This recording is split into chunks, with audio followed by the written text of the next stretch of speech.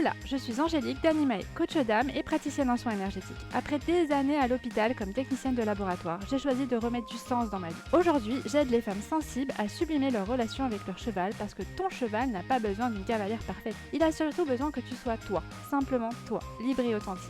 Si tu te sens perdu, que tu donnes tout à ton cheval sans vraiment t'écouter et que tu cherches des outils de compréhension, une bonne dose de bienveillance, de motivation et de bonne humeur, alors tu es au bon endroit. Parfois seul, parfois accompagné d'invités inspirants, dans ce podcast, je te parle d'énergie, d'émotions, des cycles de la nature, de développement personnel, de mindset et surtout de ce lien sacré qui t'unit à ton cheval. Alors, installe-toi confortablement et c'est parti pour l'épisode du jour.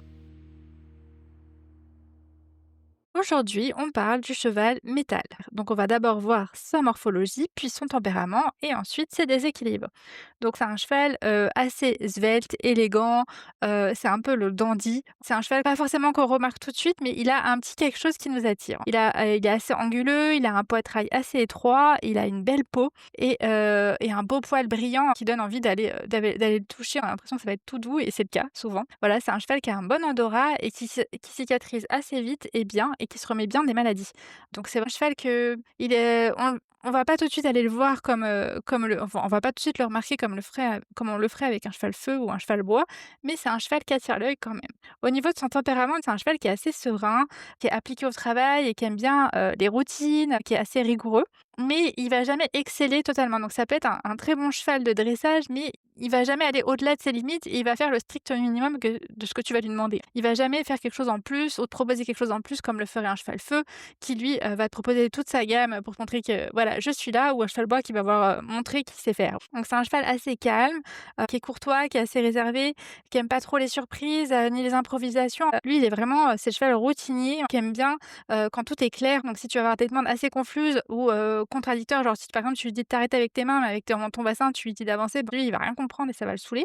Et quand il va se retrouver dans ces situations-là, c'est un cheval qui peut se mettre facilement dans sa bulle, parce que de fait il comprend plus. Donc ça peut être un cheval qui peut faire tout ce que tu veux. Lui, il est en mode, je t'écoute plus, je comprends pas ce que tu veux, donc je me mets dans ma bulle et voilà.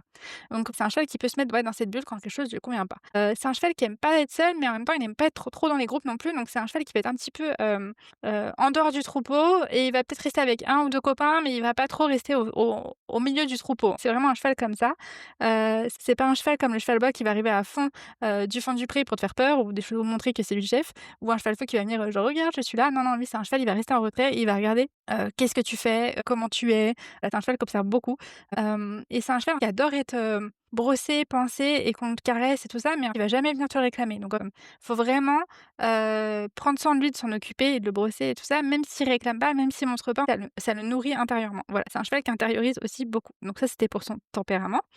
Et au niveau des déséquilibres, c'est un cheval, comme il intériorise beaucoup, en fait, on sait pas trop ce qu'il pense, enfin, c'est pas un cheval qui va mettre un coup de cul, c'est pas un cheval qui va mettre un coup de pied. C'est vraiment un cheval, on pourrait même dire c'est un cheval robot qui, on a l'impression qu'il ressent rien, qu'on sait pas trop ce qu'il pense, il va pas venir non plus faire des câlins. Il est hyper, peu spontané, donc en fait, on sait pas trop ce qu'il pense. Donc ça, il faut l'encourager, ce cheval-là, à montrer ce qu'il ressent et à venir vers nous.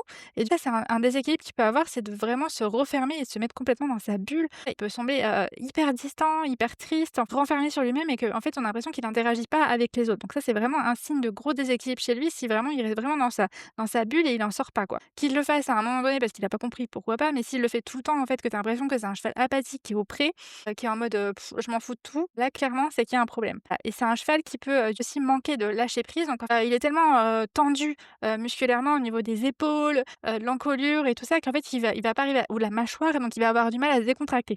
Donc ça, c'est un autre signe de déséquilibre chez lui.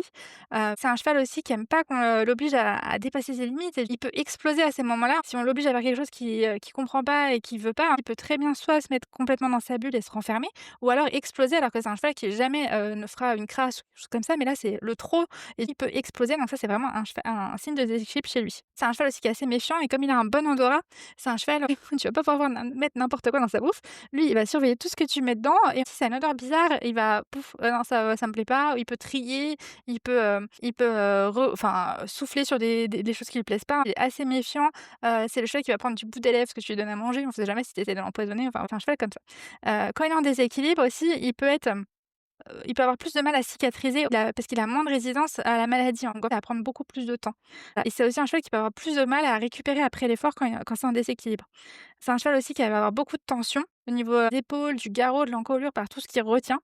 Il peut aussi avoir des problèmes d'aplomb, au niveau des antérieurs ou trébucher. C'est un cheval qui peut facilement être panard, donc c'est des choses à prendre en compte, avec lui. Il peut aussi avoir des problèmes respiratoires, donc ça peut être des toux, de l'essoufflement, des allergies aussi respiratoires, tout ce qui est au niveau respiratoire, ça peut être un déséquilibre qu'il peut avoir un peu plus facilement que les autres chevaux, quand c'est un cheval métal. Ça peut être aussi des problèmes, de peau, donc ça peut être des allergies, ça peut être de la dermite ou ça peut être de moins bien cicatriser au niveau de la peau ou d'avoir des démangeaisons. Il peut aussi avoir des problèmes de transit, donc ça peut être des coliques, plutôt des coliques, des bouchons.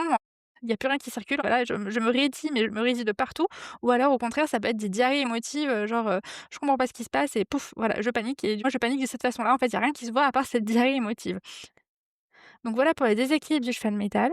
Donc si tu as 3 choses à retenir pour lui, faut le reconnaître, c'est vraiment que c'est un cheval, élégant et rigoureux. Donc c'est vraiment le cheval, routinier qui fait bien les choses, voilà, qui brille pas, mais qui fait bien les choses et qui est beau à voir.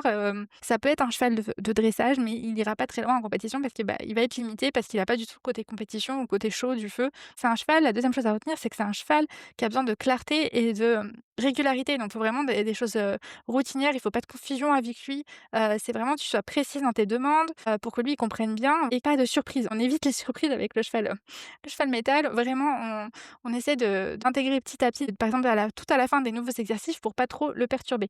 Et la troisième chose à retenir, c'est donc c'est un cheval qui peut facilement se bloquer, si, tu essaies de dé entre guillemets «de dépasser ses limites», de lui demander plus que ce qu'il est capable de faire. Il peut soit justement se mettre dans sa bulle et ça fait comme un espèce de cheval autiste où, tu peux faire n'importe quoi, lui il réagit plus ou au contraire, complètement exploser parce que, bah, il comprend plus et là, il a atteint le seuil, la soupape et tout explose. Voilà pour le cheval métal. Donc si cet épisode t'a plu, tu peux toujours me laisser un petit commentaire ou une petite note, en dessous et sinon je te remets le lien vers le quiz, dans la légende pour que tu puisses aller vers si tu ne l'as toujours pas fait, pour savoir l'élément de ton cheval, l'élément dominant et en quoi cela peut t'aider. Et puis on se retrouve bientôt pour le prochain épisode.